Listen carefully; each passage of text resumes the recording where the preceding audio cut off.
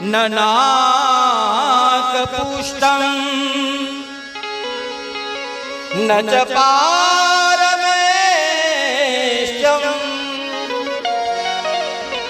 ન સાર્વભૌમં નરસાધિપત્યં ન યોગસિદ્ધિ પુનર્ભવં વા સમંજસર્વા વિરહય કામ. ના મારે ઇજ્જત નથી જોતી. નાક પુષ્ટમ, નાક નો અર્થ થાય કોઈ ઇજ્જત કોઈ પ્રતિષ્ઠાની મને ઈચ્છા નથી. કેમ? ઇજ્જત અને પ્રતિષ્ઠા મળ્યા પછી ધ્યાન રાખવું પડે, સાચવવા કે ઇજ્જત વહી ન જાય. હા, બહુ મોટું નામ થઈ ગયા પછી સાવધાન રહેવું પડે ને. નહીતર તો ગમે તે શેરીએ, હા અહીંયા ક્રિકેટ જ રમતા, પણ હવે તમે વિયા જાવ પછી હું દડો લઈને ઉભો કેવું લાગે. નનાક પુષ્ટમ એટલે બહુ ઇજ્જત નથી જોતી. ન ચ પારમેષ્ટ્યમ, ભગવાન ના આ લોકનું સુખ ખપે ના પરલોકનું સુખ ખપે, મારે કાંઈ જોતું નથી. ન સાર્વભૌમ, મારે રાજા નથી બનવું. ભગવાન જે અવસ્થાની અંદર રહું, જ્યાં મારો જન્મ થાય, જે જગ્યાએ જન્મ જાય, જેવી અવસ્થામાં જન્મ થાય, ભગવાન મને તારા દર્શનનો, મને તારા સ્વરૂપનો વિરહ થાય. ભગવાને કીધું સારું, વિરહનું દાન માગો, વિરહ હું તમને આપી. એમ નહીં, હું કહું એવો વિરહ જોઈએ છે. એટલે ત્રીજો શ્લોક, અજાત પક્ષા ઇવ માતરમ ખગા સ્તન્યમ યથાવત સતરા શુદ્ધાર્તા પ્રિયમ પ્રિયેવ વ્યુષિતમ વિષણ્ણા.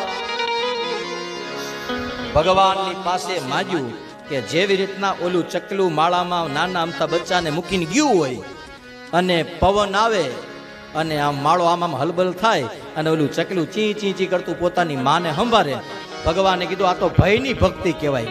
કે પડવાની બીક લાગી એટલે એને એની માં સાંભળી, એમ મરવાની બીક લાગે ને ભગવાન સાંભળે, એ તો ભયની બીક, ભયની ભક્તિ કહેવાય.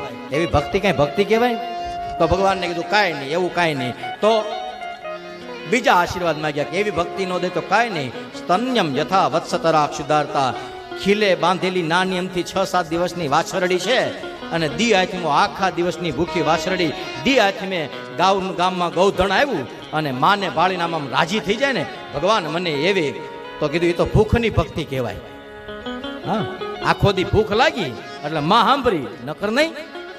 તો ભગવાન એવી નહીં. તો કીધું પ્રિયમ પ્રિયવ, અભણ બાઈ છે, પૌણીને આવી હજી એને 5 દી થયા છે, સાસુ સસરા હારે બહુ જામ્યું નથી, દેર ભોજન નણંદ હારે કંઈ જામ્યું નથી, અને એક ધણીની હારે આમ મેળ આવ્યો છે.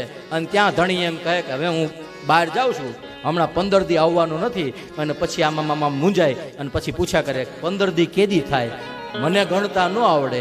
અને તેથી ગામડાની અભણબાઈને એના ધણીએ એના ઓરડામાં 15 રેખાઓ તાણી દીધી, આમ કે દરરોજ સવારે ઉઠીને એક ભૂહી નાખજે, એક ભૂસી નાખજે, એક ભૂસી નાખજે. આ 15 રેખાઓ જેથી ભૂસાઈ જાય, તેથી 15મી ભૂસાય તેથી રાતે હું તારી પાસે આવી જઈશ.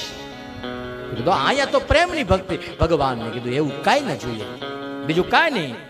મમોત્તમ શ્લોક જનેશ સખ્યમ સંસાર ચક્રે ભ્રમત સ્વકર્મભી. ભગવાન આ સંસાર ચક્રની અંદર હું કાંઈ પણ કર્મ કરું એ દરેક કર્મની અંદર મારા કર્મના સાક્ષી તમે બનો. મારું દરેક કર્મ તમારી તરફ ગતિ કરે, મને તમારી સાચી ઓળખ થાય, એનો ઓળખ થાય. એક વખત ભગવાનની ભક્તિ કરો, તમારા બધા કામ ભગવાન કરે, ભરોસો હોવો જોઈએ. નરસિંહ મહેતાના 52 કર્યા હતા, મીરાબાઈના ઝેરના કટોરા અમૃત થઈ ગયા હતા, એવું થયું હતું. જવા દ્યો, એક વખત કરેલી ભક્તિ કેટલાય 2-3 જન્મ સુધી હાલે. હા, એક પેઢી કમાણી તો આપણે નથી કહેતા 7 પેઢી હાલે. ખાલી રૂપિયા હાલે તો ઓયલું ન હાલે, એ ચાલે.